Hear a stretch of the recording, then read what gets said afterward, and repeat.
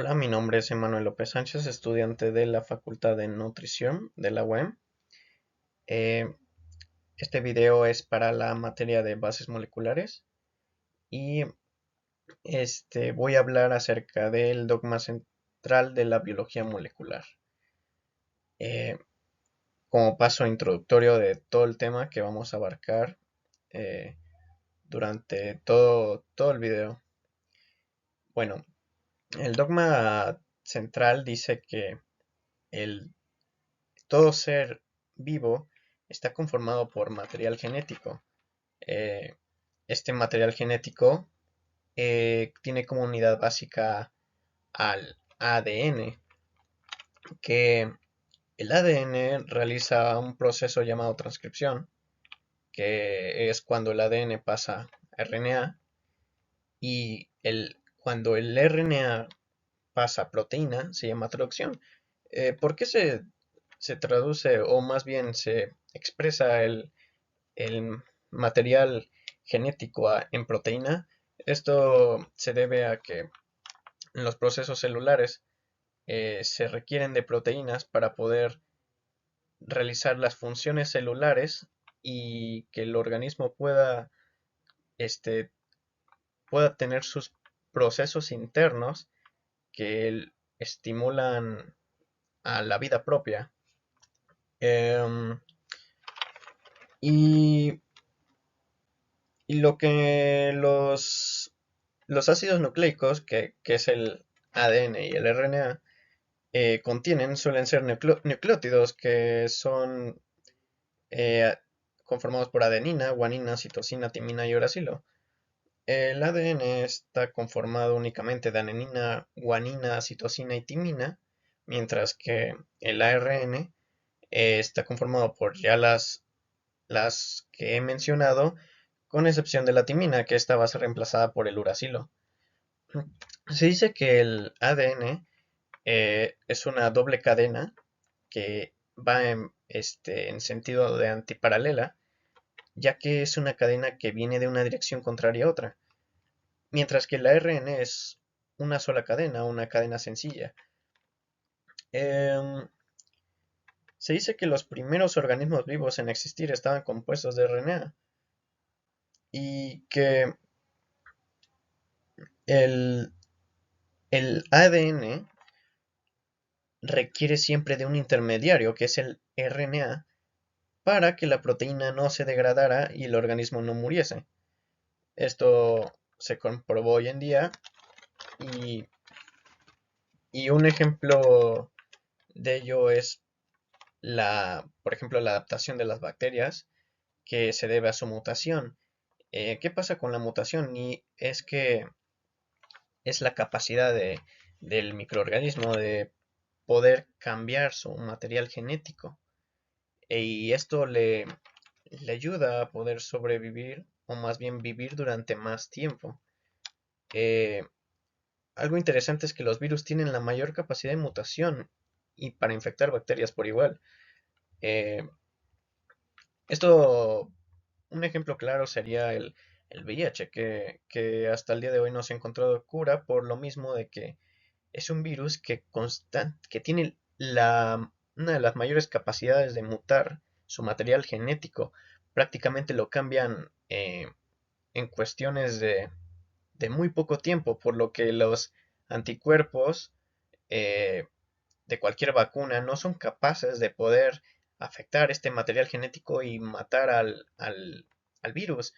Y recordemos que el virus se implanta en una célula viva para poder infectarla, cambiándole totalmente el material genético. Y como constantemente lo está cambiando, es casi imposible que se pudiese acabar con este patógeno.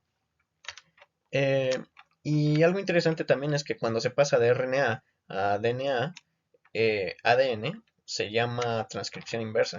Y se dice que los primeros microorganismos podían hacer transcripción inversa y que realmente hoy en día los virus son los únicos que pueden hacer eso. Y bueno, aquí se acaba el dogma central de las células procariotas. En las células eucariotas existe una compartamentalización. quiere decir que sus organelos tienen una función específica. Eh, por ejemplo, las proteínas se pueden modificar gracias a las modificaciones post-traduccionales, que es un proceso que se realiza después de la traducción, y esto se lleva a cabo gracias a los organelos. Un ejemplo de ello es que la insulina necesita de modificaciones post-traduccionales. Em, los ácidos nucleicos son los que guardan la información genética y prácticamente, pues bueno, el ADN está hecho de nucleótidos, como ya lo había mencionado. Y también bueno, los nucleótidos tienen la función de transportar energía a ATP y en forma de ATP, perdón, transportar electrones, moléculas y átomos. Este, y bueno, más adelante explicaré acerca de cómo es su composición de estos mismos. Bueno, aquí podemos ver una imagen en la cual este, de forma chusca el ADN como que, bueno, traduce a RNA y, perdón, transcribe a RNA y luego el RNA traduce a proteína. Bueno, empezamos hablando de los ácidos nucleicos. Los ácidos nucleicos están formados por la unión de bioelementos tales como carbono, hidrógeno, oxígeno, nitrógeno y fósforo. Los ácidos nucleicos son polímeros cuyos monómeros son los nucleótidos. Eh, bueno, en pocas palabras, los nucleótidos son el conjunto de muchos monómeros y que ahora más adelante explicaré cómo se conforman estos monómeros. Bueno, varias de las funciones de los nucleótidos es transportar energía, transportar átomos y sobre todo transmitir los caracteres hereditarios, que es lo más importante del material genético. Em, Esto del transporte de energía se refiere a que eh, cada nucleótido puede contener uno, dos o tres eh, grupos de ácido fosfórico. Los nucleótidos, por razón de sus grupos de fosfato, son fuentes preferidas en las células para la transferencia de energía. Los nucleótidos se encuentran en un estado estable cuando poseen un solo grupo de ácido fosfórico. Cada grupo de fosfato adicional que posea un nucleótido se encuentra en un estado más inestable y el enlace del fosfato tiende a romperse por hidrólisis y liberar la energía que lo une al nucleótido. En pocas palabras, este, el monómero va a tener un, un ácido fosfórico. Esta molécula de ácido fosfórico va a tener en total tres fosfatos em, y se va a llamar ATP, que es adenosín trifosfato. La palabra, bueno, el complemento tri hace referencia a que tiene tres fosfatos y la hidrólisis este, ayuda a romper cada enlace de fosfato.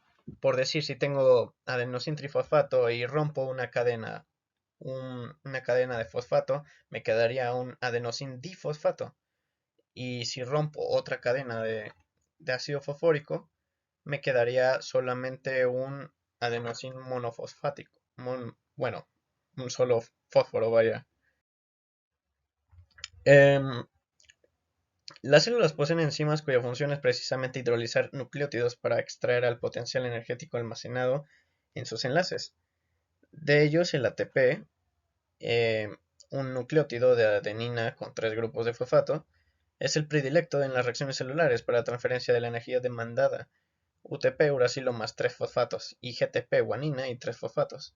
También complacen las demandas de energía de la célula en reacciones como con azúcares y cambios de estructuras proteicas respectivamente, que es lo que más o menos expliqué en la anterior diapositiva. Y bueno, aquí podemos ver la representación gráfica de lo ya explicado, que gracias a una molécula de agua, gracias a la hidrólisis, se van rompiendo estas moléculas de fósforo hasta quedar una sola molécula de fósforo en la, este, en el monómero. Y claro, va variando. Algunos monómeros tienen hasta 3 fosfatos, 2 fosfatos, va variando. El transporte de átomos eh, dice que en algunas reacciones metabólicas un grupo de átomos se separa de un compuesto y es transportado a otro compuesto. Dicho grupo de átomos se une temporariamente a una coenzima, molécula transportadora de sustancias. Aquí nos explica varias coenzimas que existen dentro de las vitaminas que realizan estas funciones. Em, y bueno, no le vamos a dar tanta importancia. Los nucleótidos consisten en que están conformados por una pentosa que va a ser el azúcar y este azúcar va a estar unido a una base nitrogenada que son este, los ya mencionados adenina, guanina, citosina y timina. Y también va a tener otra molécula de fósforo. em, y es así como se conforma eh, todo el nucleótido. Y bueno, la unión de pentosa con la base nitrogenada tiene como nombre de nucleósido. eh, y más el fosfato es prácticamente el conjunto de un nucleótido. Ya lo había mencionado.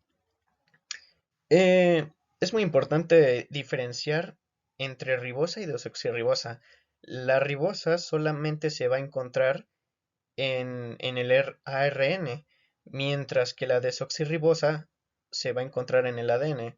La diferencia de ribosa entre desoxirribosa es que en la ribosa, como bien se ve en la imagen, tiene un hidroxilo y en la pentosa de la desoxirribosa, eh, este, este oxígeno, digo, este hidroxilo va a perder el oxígeno y el hidrógeno, no, perdón, va a perder el oxígeno y únicamente se va a quedar con el hidrógeno. Por lo tanto, esta es la diferencia de desoxirribosa. Es como desoxigenar. Vaya. Y bueno, aquí vemos claros ejemplos de los nucleósidos en el ADN, que por ejemplo la adenina con la deoxirribosa forma adenosina, y así con las demás bases nitrogenadas. Y bueno, como ya lo había mencionado, en los nucleósidos del RNA, en lugar de timina, va a ser uracilo. Y uracilo más la ribosa, que únicamente puede tener el RNA, va a formar uridina. Em, este es un dibujo bueno, la explicación detallada de esto es que el enlace que, que va hacia arriba del, de la pentosa, eh, siempre se va a llamar mm, enlace beta, mientras que si va con dirección hacia abajo del hidroxilo, se va a llamar unión alfa.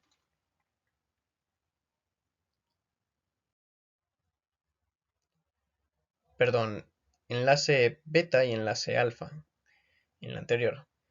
Y bueno, aquí se explica con mayor determinación que la pentosa en, en el sentido de que el primer carbono que se determina como 1', eh, la base nitrogenada, justo en su nitrógeno 9, va a poderse unir al carbono 1 del de la ribosa o desoxirribosa. Y mientras que en el carbono 5, más adelante lo vamos a ver, que se va a unir a la molécula de fósforo. Y esto se lee, el enlace de, como habíamos mencionado, que va a dirección hacia arriba, va a ser enlace beta 1, porque va en el carbono 1, unido a el nitrógeno 9 de la base nitrogenada. Y esto se le va a llamar beta 19 nitrógeno glicosídico. Perdón, bueno, sí, beta 19 N-glicosídico, que es un enlace que se da en este monómero.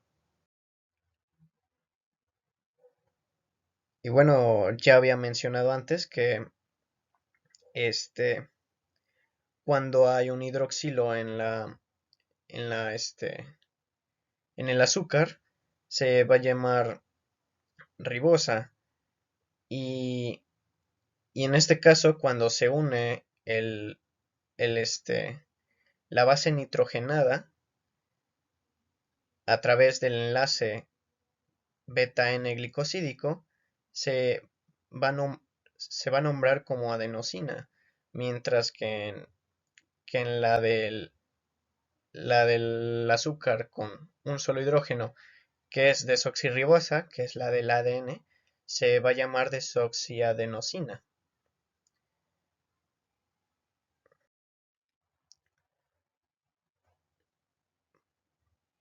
Bueno, ya había mencionado que gracias al... Algo que se me había olvidado mencionar es que los nucleótidos son derivados de aldehídos o cetónicos de alcoholes polivalentes. Y estos pueden ser tanto piranosas como furanosas. Y bueno, eh, algo importante aquí que estamos viendo en pantalla son las purinas y las pirimidinas. Las, las purinas prácticamente son dos ciclos que van unidos, mientras que las pirimidinas es un solo ciclo. Em, las, bueno, estos realmente se llaman bases púricas y la estructura en sí se llama purina, mientras que en las bases pirimidínicas la estructura se le va a llamar pirimidinas. Eh,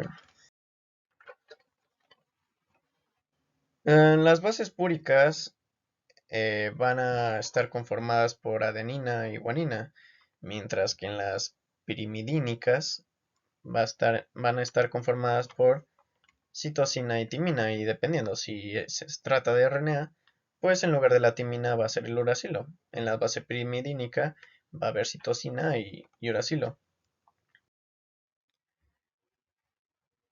Y bueno, en el conjunto de adenina con timina y citosina con guanina, dice que estos son complementarios cuando se aparean. Lo que quiere decir que sus estructuras se van a unir eh, gracias a los enlaces glucosídicos que ya habíamos mencionado.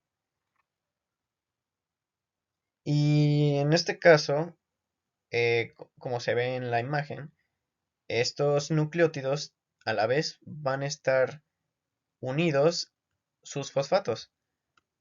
Esto se da gracias a algo llamado unión fosfodiéster, que consiste en que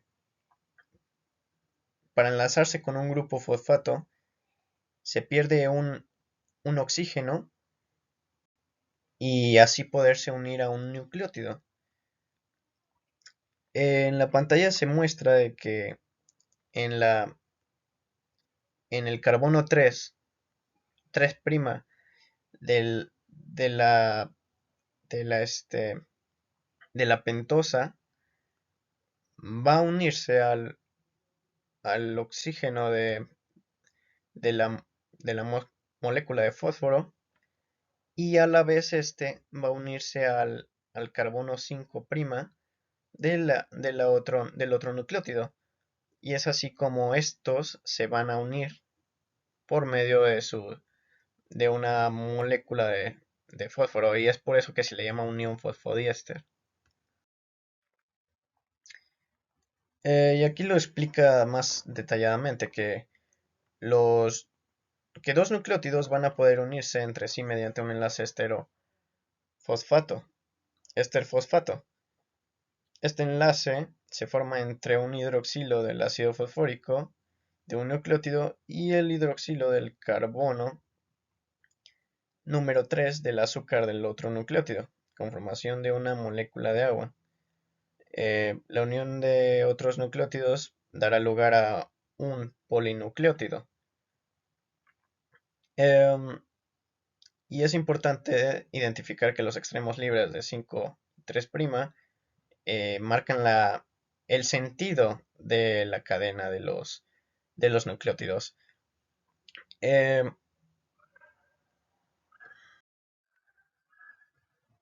y bueno, este es un ejemplo más detallado de de la imagen anterior, como la secuencia va parte de 5', como este fósforo unido a la pentosa y a la base nitrogenada, que en este caso es adenina, se une con el fósforo de la otra pentosa, que en este caso, bueno, el otro nucleótido, mejor dicho, que en este caso va a tener su base nitrogenada de guanina, y así consecutivamente, con sentido de 3'. Y bueno, el transmitir caracteres hereditarios eh, dice que para cumplir esta función, los nucleótidos se polimerizan formando polinomios. Eh,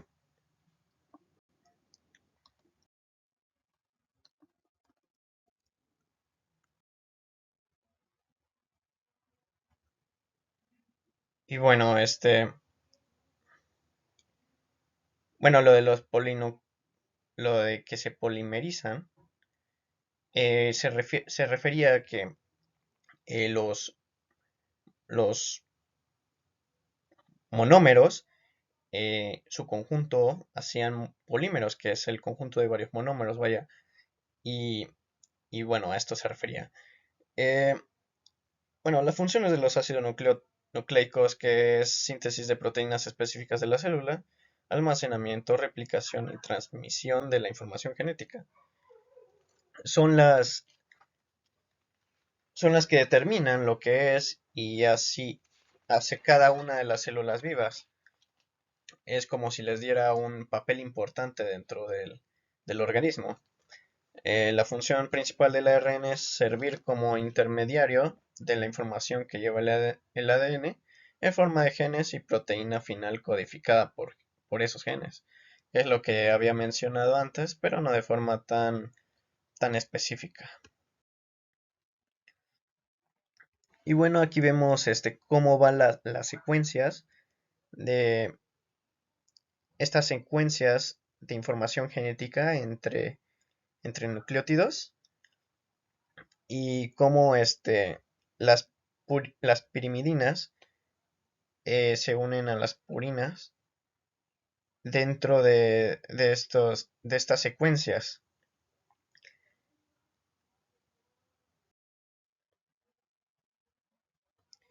Y bueno, vamos a recalcar que para poder unir los fósforos de cada nucleótido se, se realizan gracias al proceso bueno, a la unión fosfodiéster, y que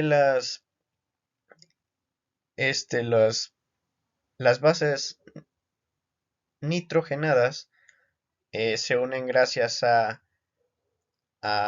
enlaces beta N glicosídicos.